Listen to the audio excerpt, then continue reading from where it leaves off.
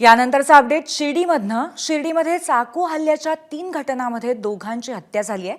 हल्ला झालेल्या तिघांमध्ये 2 साई संस्थांचे कर्मचारी आहेत। पहाटे ड्युटीला जात असताना अज्ञातांकडून चाकूचा हल्ला झाल्याचं कळतंय। तिसऱ्या हल्ल्यातील तरुण हा गंभीर जखमी आहे आणि उपचार सुरू आहेत। सुभाष घोडे, नितीन शेजूळ अशी हत्या झालेल्यांची नावं आहेत। कृष्णा देहरकर या जखमीवरती सध्या उपचार सुरू आहे आणि तिन्ही घटनांमध्ये हल्ल्याचं कारण अज्ञात आहे। एक महत्त्वाची बातमी शिर्डीतनं आपण बघतोय। शिर्डीमध्ये चाकू हल्ल्याच्या 3 घटनांमध्ये दोघांची हत्या झालेली आणि त्यामध्ये 2 हे साई संस्थांचे कर्मचारी आहेत। आपले प्रतिनिधी नितीन ओझा आपल्याला या संदर्भात अधिक माहिती देतील। नक्की संदर्भ काय आहे या घटनेचा? पूर्वी निश्चितच जर पाहिलं तर आज पहाटेच्या सुमारास शिर्डी शहराजवळच 3 वेगवेगळ्या ठिकाणी एका तासाच्या अंतरानं 3 जणांवर प्राणघातक हल्ले करण्यात आले आणि यात 2 जणांचा मृत्यू झालाय आणि 1 जण गंभीर जखमी आहे। एकूणच जर पाहिलं तर नेमकी हत्या काय झाली, हा हल्ला काय झाला हे अद्यापही समोर आलेलं नाही।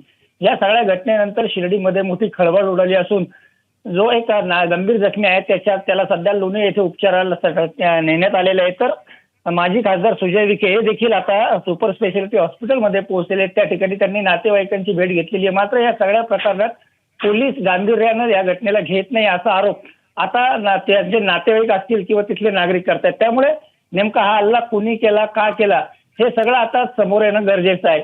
या घटनेत 2 जणांची हत्या झाली असून 1 गंभीर जखमी, त्याच्या दृष्टीने आता पोलीस तपास सुरू आहे। पूर्वी धन्यवाद आपण दिलेल्या माहितीबद्दल नितीन। तर शिर्डीमध्ये 2 जणांची हत्या झालेली आहे आणि त्याचबरोबर तिसऱ्या व्यक्तीवरती हल्ला होऊन ती गंभीर जखमी आहे। माझं नाव प्रकाश घोडे। माझ्या भावावर हल्ला झाला। सकाळी ड्युटीला चालले होते त्यांची सकाळची ड्युटी होती। ते घरून निघाले, त्यांच्यावर प्राणघातक हमला झाला। ते डॉक्टरनं आज काही सांगितलं नाही आम्हाला।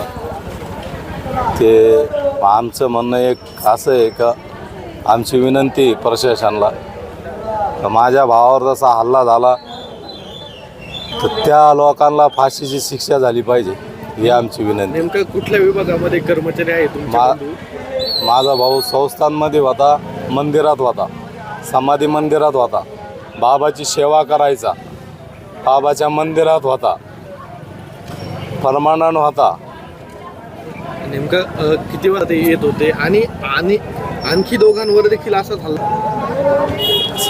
त्याबद्दल मला काय माहीत नाही, पण ज्याने कोणी केला असं नाही त्यांना फाशी झाली पाहिजे ही माझी इच्छा आहे।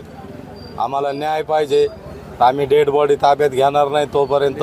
नेमकी ही घटना कुठे घडली? एबीपी माझा, उघडा डोळे बघा नीट।